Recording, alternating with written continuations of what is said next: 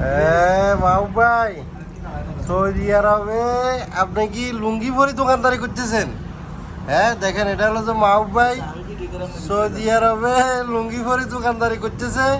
দেখেন, আর যেমন আর এ হলো যে কি অবস্থা, বুঝছেন না? গ্রামের তো না আইলে বরিশালে টরিশালে যা হয় আর কি, বুঝছেন না?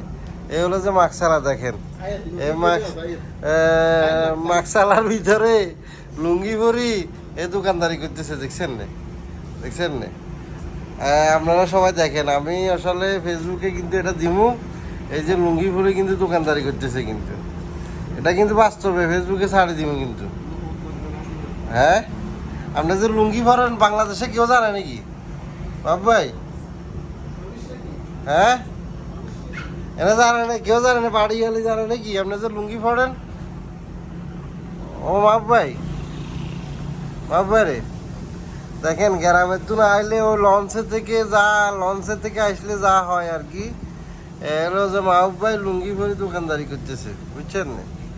আর আপনারা কিছু বলেন, আমি আর কিছু বলার নাই, কারণ কি সৌদি আরবে আবার মাহবুব ভাই লুঙ্গি পরে দেখি আপনারাও লুঙ্গি পরে দোকানদারি করিয়েন না, বুঝছেন না?